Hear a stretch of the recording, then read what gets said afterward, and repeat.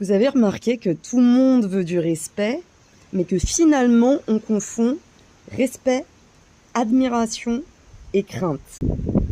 Le respect qu'on confond avec l'admiration, c'est quand quelqu'un réalise ou a quelque chose qu'on veut, alors on l'admire.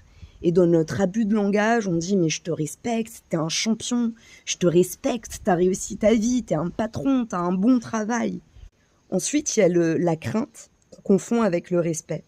Donc ça, c'est plutôt ce qu'on appelle respect, mais c'est la crainte qu'on a vis-à-vis de nos parents, vis-à-vis de l'autorité, vis-à-vis de nos patrons. C'est typiquement se dire oh, « j'ai peur qu'il me tape, il est trop fort, je le respecte.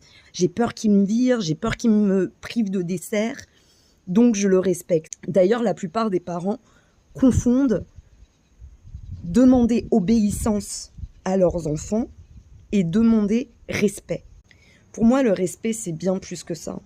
Pour moi, le respect, c'est à la base de toutes les guerres, le manque de respect, et aussi à la base de toute société, de toute relation pacifiste. Si tu ne respectes pas quelqu'un, il est totalement normal qu'à son tour, elle t'envoie du mépris. C'est de la contagion des émotions et aussi la pièce de ta monnaie.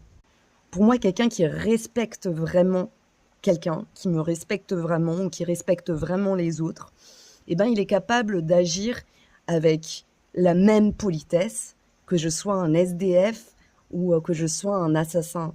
C'est-à-dire qu'il faut bien garder dans notre cœur et dans notre esprit que l'être humain est un être complexe qui se construit au fur et à mesure de ses expériences et que rien n'arrive par hasard, que tout arrive pour une bonne chose et que même les pires des assassins ont des bonnes choses à apporter aux gens et que notre perception, elle est tellement petite qu'on ne connaît pas l'histoire des gens. Et donc, ce respect que je leur donne, malgré que je ne sais pas comment ils ont atterri SDF, comment ils ont atterri sexistes, comment ils ont atterri racistes, c'est pas spécialement parce que je trouve ça bien ce qu'ils font. C'est surtout parce que quand je me dis quel est l'amour que je veux me donner, quel est le respect que je voudrais avoir, eh bien, je voudrais que les gens puissent continuer à me respecter, même si un jour je ne suis plus capable de travailler, même si un jour je finis à la rue, que j'ai pas des regards de mépris comme ça qui disent « mais oh là là, non mais il est pas comme nous, il est pas comme nous ».